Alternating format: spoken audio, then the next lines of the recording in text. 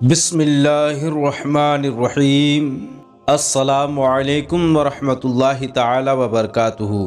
قربان جاؤں اس عمر فاروق پہ جب خلیفہ وقت بنے تو دریائے نیل کی طرف کچھ لوگ ایک لڑکی کو دلہن بنا کر لے کر جا رہے تھے۔ عمر فاروق نے پوچھا، اس بچی کو کہاں لے کر جا رہے ہو؟ لوگوں نے کہا، امیر المؤمنین ہر سال اس دریا میں کسی نہ کسی کنواری لڑکی کو دلہن بنا کر دریا کے بیچ میں کھڑا کرتے ہیں، تب یہ دریا بہتا ہے ورنہ نہیں بہتا۔ عمر فاروق نے کہا، بچی کو واپس لے جاؤ، بچی کا کیا قصور ہے؟ ایک خط لکھ کر دیتا ہوں، وہ دریا تک پہنچاؤ۔ عمر فاروق نے لکھا، اے دریائے نیل، میں عمر محمد مصطفیٰ صلی اللہ علیہ وسلم کا غلام تجھے حکم دیتا ہوں، اگر تو اللہ کی مرضی سے بہتا ہے تو ٹھیک ہے، اگر تو اپنی مرضی سے بہتا ہے تو تمہارے پانی کی ہمیں کوئی ضرورت نہیں ہے، اللہ خود ہی ہمیں پانی پلائے گا۔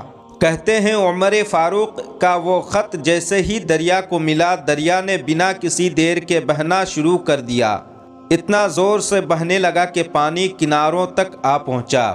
یہی عمر فاروق ایک دفعہ مسجد نبوی میں منبر نبی پاک صلی اللہ علیہ وسلم پہ جمعہ کا خطبہ ارشاد فرما رہے تھے۔ اچانک زمین کے اندر زلزلہ آ گیا، زمین ہلنے لگی۔ عمر فاروق نے لوگوں کو یہ نہیں کہا کہ مسجد سے باہر نکلو، مسجد کہیں گر نہ جائے۔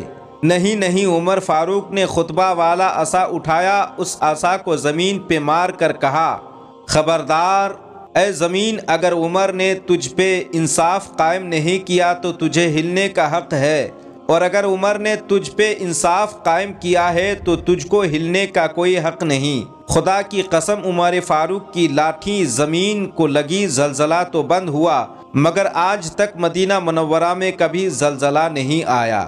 تو دوستو، یہ ویڈیو آپ کو کیسی لگی ہے؟ یہ ویڈیو اگر آپ کو اچھی لگی ہے تو ویڈیو کو لائک، کمنٹ، شیئر کریں اور چینل کو سبسکرائب کر دیں۔ پھر ایک نئے ویڈیو میں ملتے ہیں آپ سے۔ السلام علیکم، خدا حافظ۔